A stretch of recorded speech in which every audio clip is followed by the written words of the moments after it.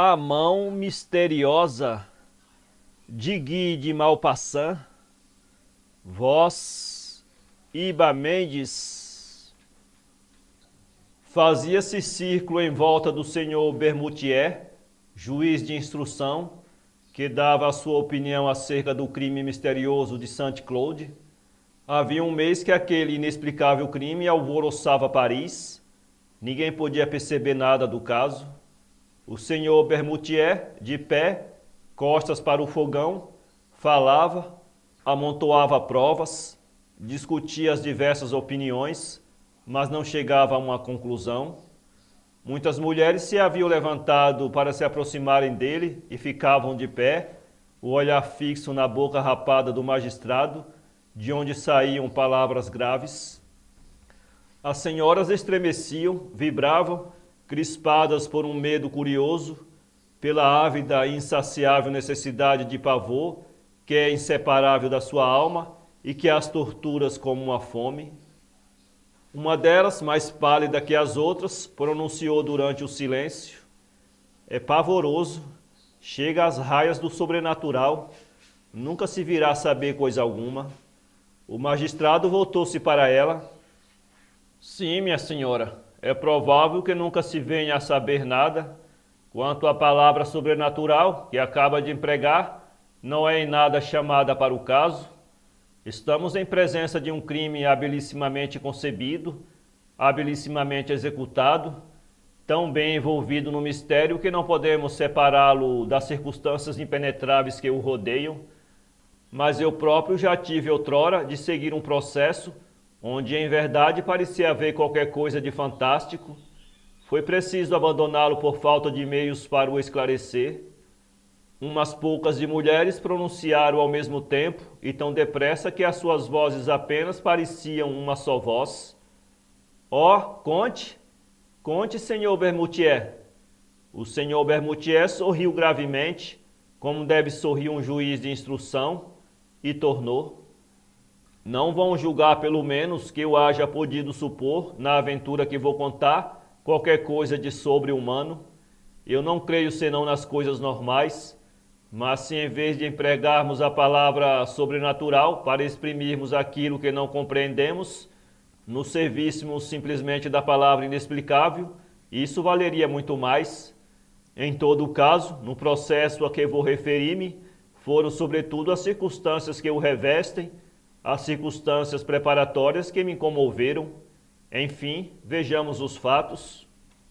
Eu era então juiz de instrução em Ajaccio, uma cidadezinha branca, deitada na margem de um admirável golfo, rodeado por todos os lados de altas montanhas. O que eu tinha sobretudo a fazer ali era tratar de um processo por vingança. Há processos desses que são soberbos, os mais dramáticos possível, são ferozes, são heróicos. Encontram-se neles os mais belos assuntos de vingança que se pode sonhar, ódios seculares, apaziguados no momento, nunca extintos, manhas abomináveis, assassinatos que tomaram o corpo de verdadeiros massacres e de quase ações gloriosas. Havia 10 anos que eu não ouvia falar senão da pensão de sangue, desse terrível preconceito coço, que força a vingar toda a injúria feita a qualquer pessoa sobre o que a fez por um dos mais próximos parentes do ofendido. Eu vira processos em que se tinha estrangulado velhos, crianças, donzelas, e tinha a cabeça cheia dessas histórias trágicas. Ora, certo dia, soube que um inglês acabava de alugar por alguns anos uma pequena vila no fundo do Golfo. Levava consigo um criado francês que tomara em Marselha ao passar ali. Não tardou que toda a gente se ocupasse daquele personagem singular que vivia só no seu domicílio, apenas saindo para caçar ou para pescar. Não se dava com pessoa alguma e a ninguém falava, nunca vinha à cidade, e todas as manhãs se exercitava durante 1 ou 2 horas num tiro de pistola e de carabina. Criaram-se logo lendas em volta dele. Pretendia-se que era um alto personagem que emigrara da sua pátria por causa de certos casos políticos. Outras vezes afirmava-se que se ocultava por ter cometido um crime horroroso. Chegava mesmo a citar circunstâncias particularmente horríveis. Na minha qualidade de juiz de instrução, quis tomar algumas informações a respeito daquele homem, mas foi-me impossível saber fosse o que fosse. Dizia ele chamar-se C. John Ruel. Contentei-me, pois, em vigiá-lo de perto, mas nada consegui apurar em realidade de suspeito relativo àquele personagem. Todavia, como os rumores sobre a sua história continuavam, engrossavam, se tornavam gerais, resolvi tentar eu próprio ver aquele estrangeiro e pus-me a caçar regularmente nas cercanias da propriedade que ele habitava. Esperei muito tempo uma ocasião. Esta apresentou-se-me um dia, sob a forma de uma perdiz, a que atirei e que matei em presença do inglês. O meu cão trouxe-me, mas mal agarrei na caça, apressei-me logo a apresentar as minhas desculpas pela minha inconveniência a C. John Ruel, pedindo-lhe ao mesmo tempo quisesse dar-me a honra de aceitar a ave morta. Ele era um homem de estatura alta e de cabelos rubros, barba rubra, muito alto, muito espadaúdo, uma espécie de Hércules pacato e cheio de polidez. Não tinha nada da rigidez inglesa e agradeceu-me solícito a minha delicadeza, num francês acentuado de além mancha. Ao fim de um mês, havíamos conversado umas 5 ou 6 vezes.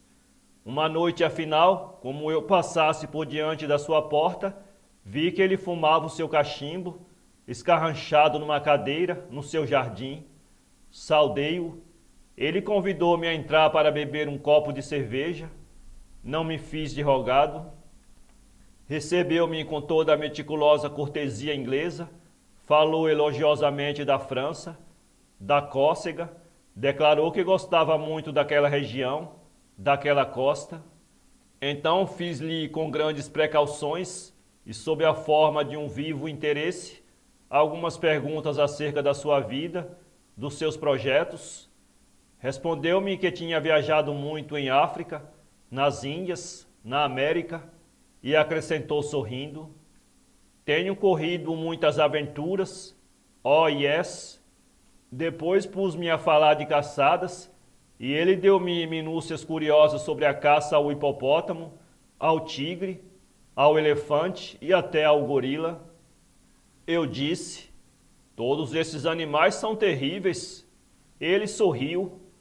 Oh, não, o pior de todos ser o homem. Pôs-se a rir com boa vontade, com um bom riso de inglês rotundo e satisfeito. Eu também ter caçado muito homem. Depois falou-me de armas e ofereceu-me a sua casa para mostrar-me espingardas de diversos sistemas. O seu salão era tapetado de negro, em seda preta bordado a ouro. Grandes flores amarelas, como que correndo sobre aquele estofo sombrio, brilhavam nele como fogo.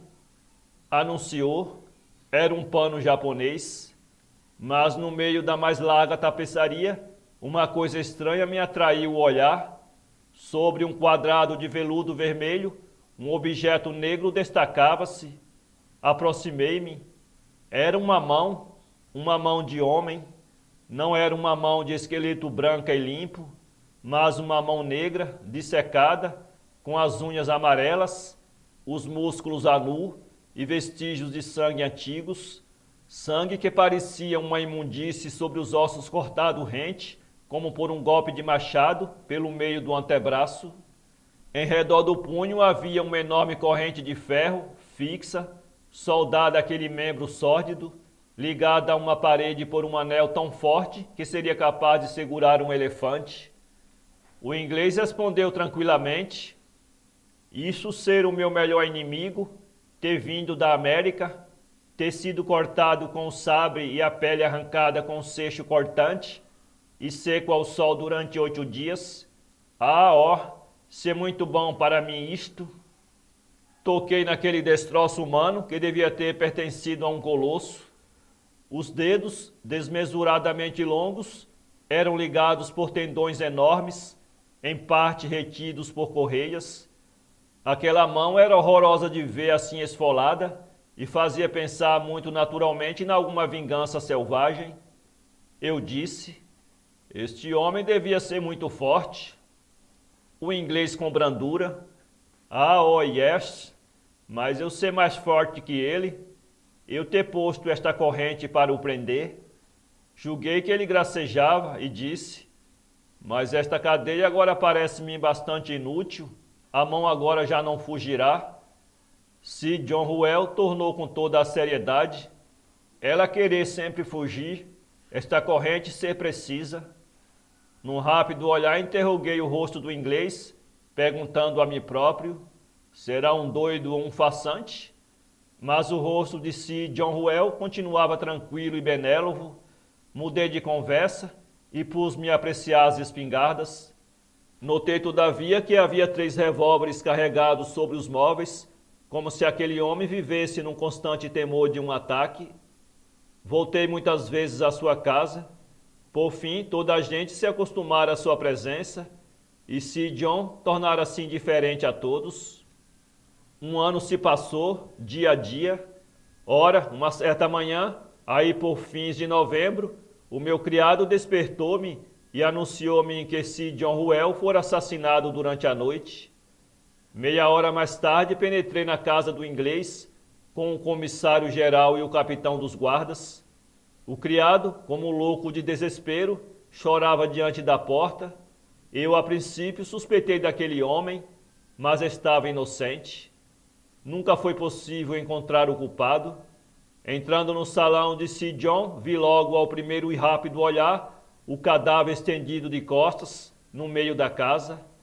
O colete achava-se rasgado, uma manga do casaco pendia arrancada, tudo anunciava que se travara ali uma luta terrível. O inglês morrera estrangulado, o seu rosto, negro e inchado, apavorante, parecia exprimir um assombro abominável. Tinha alguma coisa entre os dentes cerrados e o pescoço com 5 buracos, que diziam feitos com pontas de ferro, achava-se coberto de sangue. Dali a pouco chegava um médico, examinou por longo tempo os sinais dos dedos na carne e pronunciou estas estranhas palavras. Disse-ia que foi estrangulado por um esqueleto. Passou-me um arrepio pelas costas e preguei os olhos na parede, no lugar onde há tempos vira a horrível mão mutilada. Já ali não estava. A corrente que aprendi outrora, quebrada, pendia ao abandono.